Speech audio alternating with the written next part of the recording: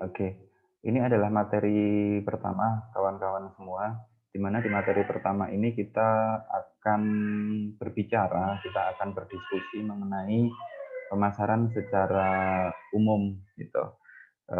Biasanya kalau misalkan kita ada di kelas offline, saya akan bertanya satu persatu gitu kepada para mahasiswa bahwa yang mereka ketahui tentang pemasaran itu sebenarnya apa sih, begitu ya. Namun karena ini waktunya juga terbatas, jadi langsung saja di screen saya tampilkan biasanya ketika di dalam kelas saya menanyakan apa itu pemasaran, maka jawaban-jawaban inilah yang akan muncul. Ada yang bilang promosi Pak, produk, jualan, gitu, proses menyampaikan jasa dari produsen ke konsumen dan sebagainya kawan-kawan. Tentu saja ini tidak ada yang mutlak salah dan tidak ada yang mutlak benar. Beda dengan ilmu eksak yang lainnya gitu ya, misalkan matematika di mana 1 ditambah 1 sama dengan 2. Ini enggak kawan-kawan. Jadi nanti termasuk dalam pada saat mengerjakan ujian pun juga seperti itu. Saya akan membaca inti-inti dari apa yang kalian sampaikan. Gitu. Nah, yang mic-nya belum hidup tolong diingatkan siapa kawannya gitu, karena untuk ngecek saya harus kembali lagi. Sorry, yang mic-nya belum dimatikan gitu ya, mic-nya dimatikan, videonya yang dihidupkan. Pengertian, konsep, dan lingkup pemasaran kawan-kawan. Di slide sudah saya tampilkan, ini adalah salah satu hal yang tidak boleh tidak diketahui oleh mahasiswa manajemen gitu ya. Jadi di manajemen itu ada yang namanya 4P. Nah, 4P ini sama sekali nggak boleh lupa kawan-kawan, seperti yang ada di slide yang saya tampilkan gitu, karena pemasaran ini sangat erat kaitannya. Misalkan kita berbicara mengenai produk gitu, nggak mungkin kok pemasaran itu tidak berbicara mengenai produk, gitu nggak mungkin. Misalkan ada yang ngomong pemasaran atau lebih spesifik lagi iklan rokok misalkan gitu ya. Iklan rokok itu walaupun tidak berbicara produk secara langsung, tapi iklan-iklan rokok itu menggambarkan produknya. Misalkan rokok Marlboro gitu ya. Itu biasanya cowboy gitu. Cowboy naik kuda gitu. Kemudian iklan jarum super gitu. Di mana lekat dengan dunia adventure, misalkan orang lagi naik gunung, lagi panjat tebing dan sebagainya. Ada beberapa pengertian. Di sini saya mengambilkan salah satu teori yang ada di Kotler, bahwa pemasaran adalah suatu proses sosial dan manajerial di mana individu dan kelompok memperoleh apa yang mereka butuhkan dan inginkan dengan cara menciptakan serta mempertukarkan produk dan nilai dengan pihak yang lainnya. Nah, yang ingin saya garis bawahi di sini ada kata memperoleh apa yang mereka butuhkan dan inginkan.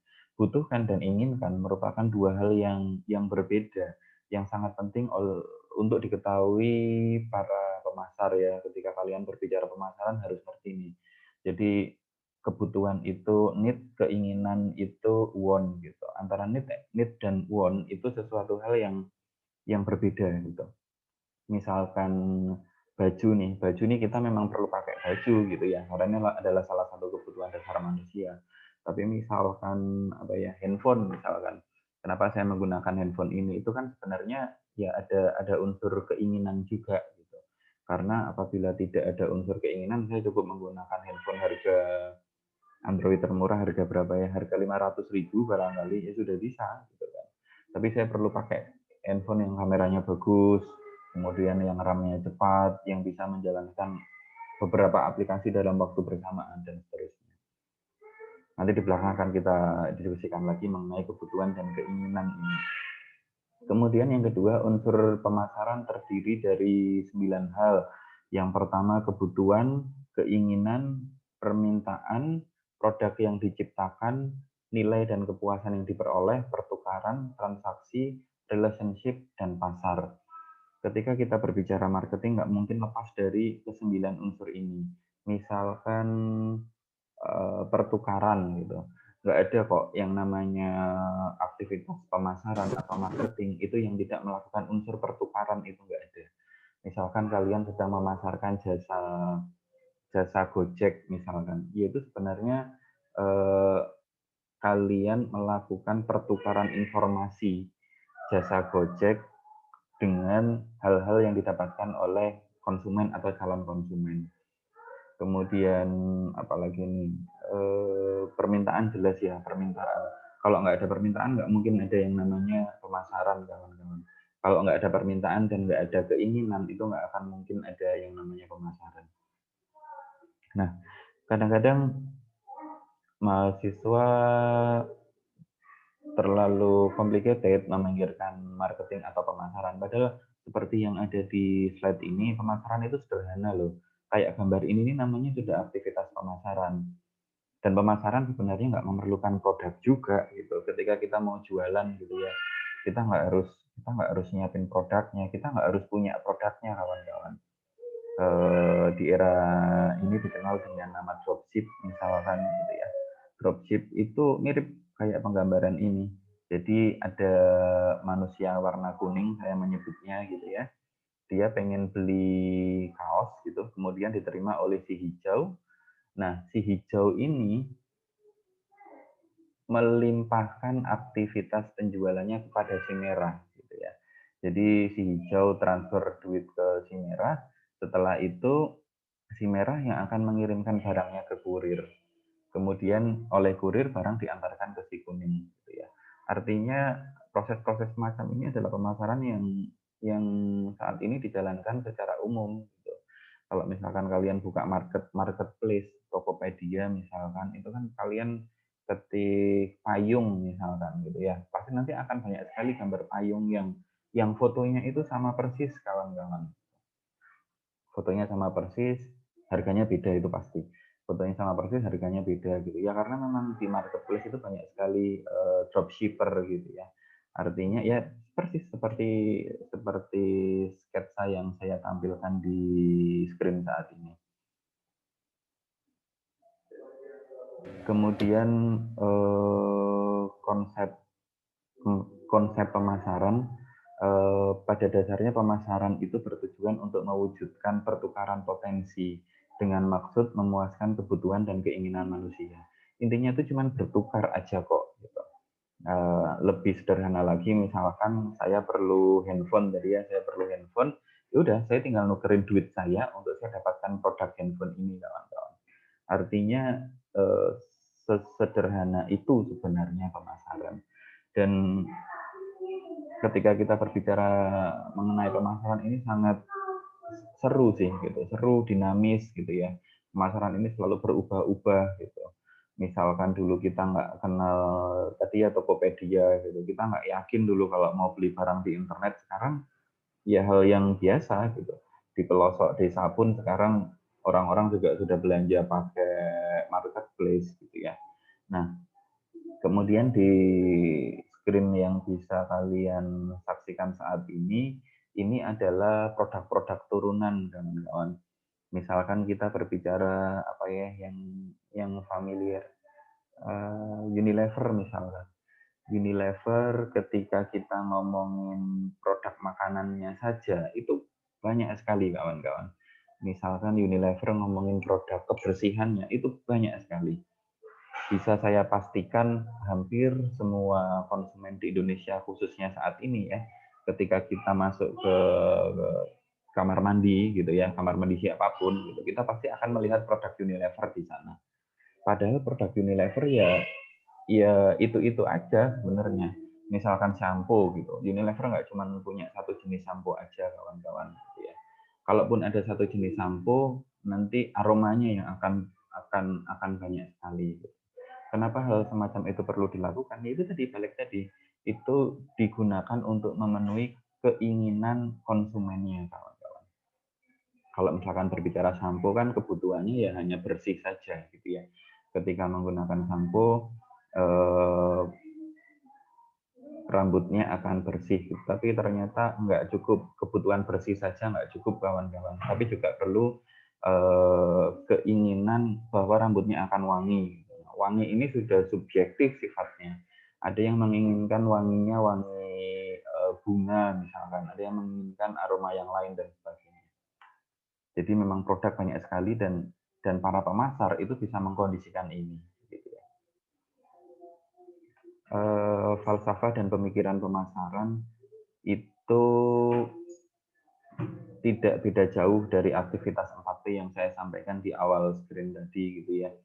Jadi yang pertama berbicara mengenai konsep produksi. Nggak akan mungkin pemasaran ini bisa berjalan dengan baik ketika proses produksinya tidak dijalankan dengan baik. Produk ya, produk atau jasa. Jadi nggak ada gunanya misalkan kita memasarkan sesuatu hal dengan sangat tinggi, dengan sangat muluk, sangat wah gitu. Tapi ternyata ketika produk dicoba, produknya nggak bagus gitu. Itu dia kenapa sekarang ini yang namanya testimoni itu menjadi sangat penting. Kalau kalian belanja di e-commerce itu pasti ada review produknya dari orang-orang yang sudah membeli. Karena nanti di belakang ini di pertemuan-pertemuan yang berikutnya akan kita pelajari lagi ya. Karena konsumen itu jauh lebih percaya ucapan orang lain yang sudah menggunakan produk tersebut daripada ucapan penjual. Gitu ya. Kalau saya jualan handphone gitu, misalkan kalian mau beli, belum tentu kalian percaya. Gitu. Karena saya pasti menyampaikan handphone yang saya jual adalah handphone yang baik. Gitu. Akan lain halnya ketika yang cerita ini adalah kawan kalian, gitu ya, teman kalian, mahasiswa yang lain sudah pernah beli handphone yang saya ciptakan, misalkan seperti itu. Nah, teman kalian bilang, oh handphonenya Pak Tama bagus nih, beli aja di sana. Nah, itu akan lebih menstimulus konsumen untuk percaya, untuk langsung percaya, daripada yang menyampaikan tadi saya secara langsung.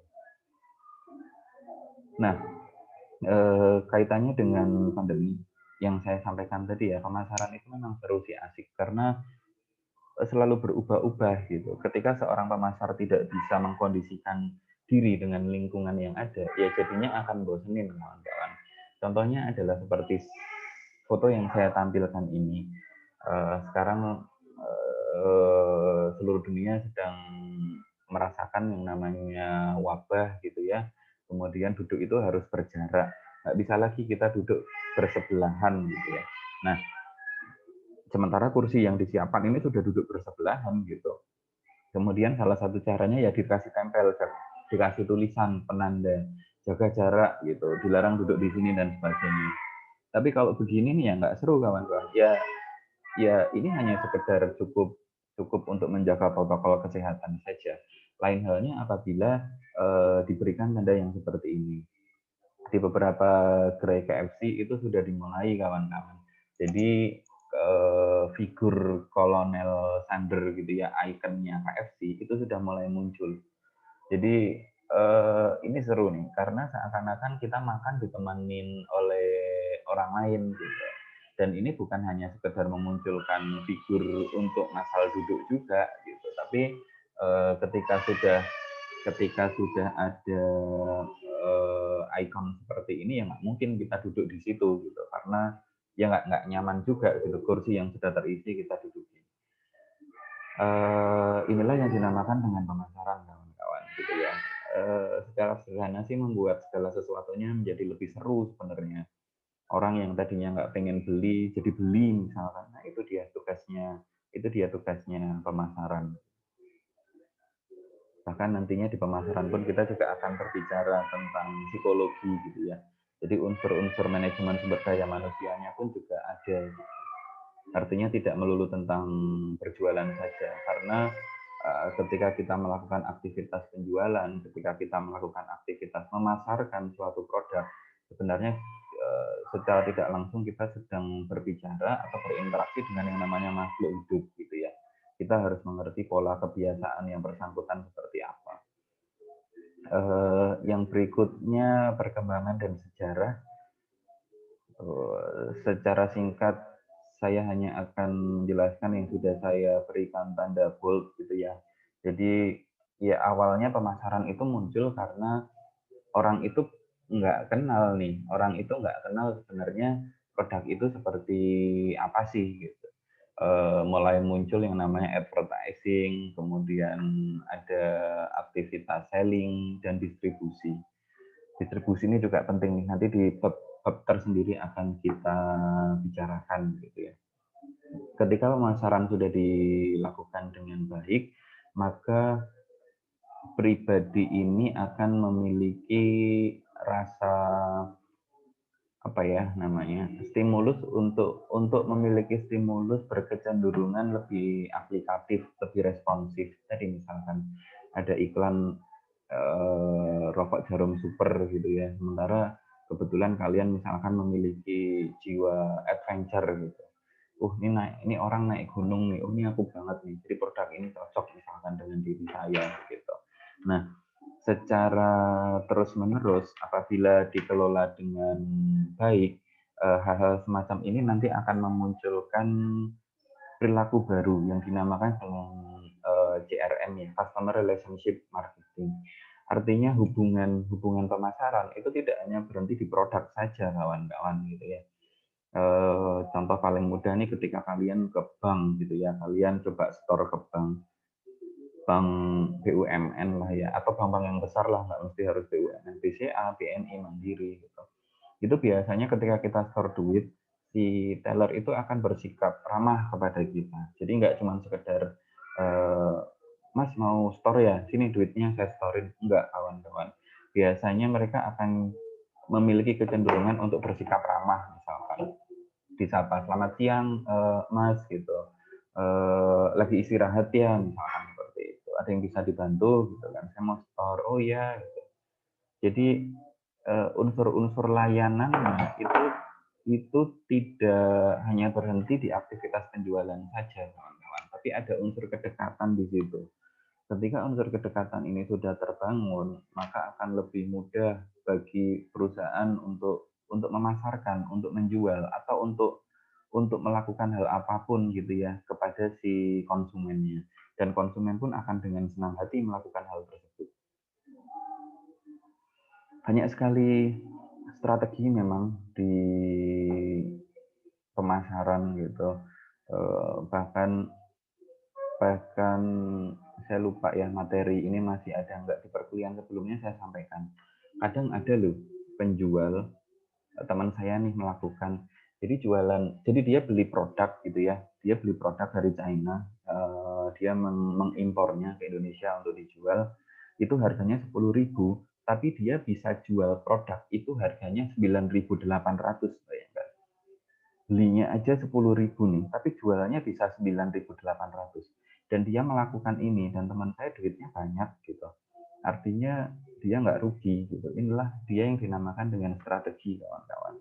Jadi memang banyak sekali strategi yang harus dilakukan kaitannya dengan aktivitas pemasaran ini.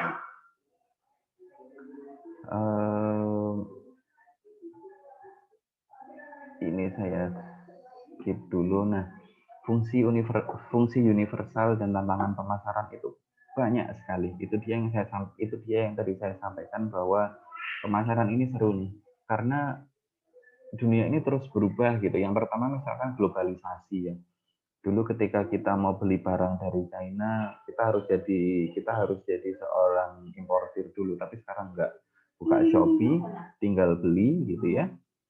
Sudah paling seminggu 2 minggu barang dikirim, dan kita dapat langsung barang dari sana dengan harga yang lebih baik tentunya gitu ya, daripada secara umum nih, daripada kita beli di Indonesia. Kemudian yang kedua, ekonomi dunia yang mulai berubah gitu ya. Misalkan ini contohnya pandemi sekarang ini itu banyak sekali merubah hal-hal, tatanan itu berubah, kawan-kawan. Seperti aktivitas yang kita lakukan pada malam hari ini. Biasanya kalau kuliah ya kalau memang jadwalnya malam ya saya malam ke kampus gitu ya. Tapi sekarang nggak perlu nih, saya di rumah aja bisa kuliah, sama seperti halnya dengan kalian gitu. Dan tatanan yang seperti ini merubah ekonomi itu sangat cepat gitu ya. Harga emas di bulan Desember itu masih jauh lebih murah daripada sekarang. Sekarang ketika kita beli emas udah luar biasa harganya. Kemudian yang ketiga, perlunya etika dan tanggung jawab sosial yang lebih besar. Nah, kenapa seorang pemasar atau marketing itu perlu mempelajari yang namanya etik dan tanggung jawab, kawan-kawan. Karena ketika hal ini tidak dijunjung, maka seorang pemasar itu tidak lain hanyalah sama dengan seperti seorang pembohong, gitu ya. Itu dia etika harus dijunjung. Misalkan dia jualan produk, dia bilang, oh produk ini adalah produk terbaik di dunia, misalkan tidak ada yang bisa menandingi produk ini. Itu kan jelas nggak mungkin, kawan-kawan, gitu ya. Oh produk ini adalah produk yang termurah, misalkan. Gitu. Nggak akan ada yang lebih murah dari ini, gitu. Saya berani menjaminnya, misalkan. Ya itu tentunya tidak beretika, karena tidak beretika dan tidak bertanggung jawab, karena bisa jadi produk yang dijual itu tidak lebih murah, gitu. Itu dia alasannya kenapa kalau misalkan kalian ke pusat perbelanjaan sekarang muncul gitu ya, harga ini adalah harga termurah. Kalau misalkan konsumen bisa membuktikan bahwa ini adalah harga yang tidak murah, ada toko lain yang menjual dengan harga yang lebih murah, maka eh, perusahaan akan mengembalikan selisih duitnya gitu. Nah, itulah yang dinamakan dengan tanggung jawab, kawan-kawan. Kalau itu sih baru beretika namanya gitu ya. Kemudian Pizza Hut ini sejak dulu dia sudah melakukan pemasaran yang luar biasa gitu ya.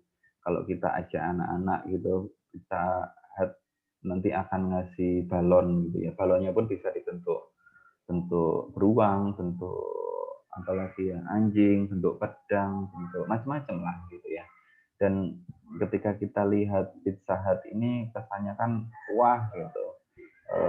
Kalau misalkan ada teman kita ulang tahun, kemudian kita ditraktir ke makan pizza, itu sudah wah, keren lah gitu ya. Tapi sekarang bisa berubah gitu. Pemasaran bisa menuntut seseorang, perusahaan, untuk melakukan daya imajinatif yang lebih kritis lagi, kawan-kawan. Dengan kondisi pandemi seperti ini, kalau kita diem aja ya nggak bisa gitu kan. Itu dia alasannya kenapa sekarang di jalan-jalan banyak penjual pizza yang menjual pizzanya itu dengan harga yang sangat terjangkau. Awal-awal muncul 100.000 dapat 4 gitu ya. Sekarang kalau nggak salah ada yang harganya cuma 16.000 aja dan boleh dibeli per satu pizza gitu. Ini sebenarnya aktivitas pemasaran, kawan-kawan. Pizza Hut kalau nggak melakukan kayak gini ya dia akan mati, atau setidaknya mereka harus mengurangi banyak sekali karyawannya gitu ya. Untuk bisa tetap survive, ya pemasaran lah yang diperlukan gitu. Jualan di pinggir jalan gitu, jemput bola gitu. Kalau dulu konsumen yang datangin mereka, sekarang mereka yang harus datangin konsumen gitu. Itu dia, kawan-kawan, aktivitas-aktivitas pemasaran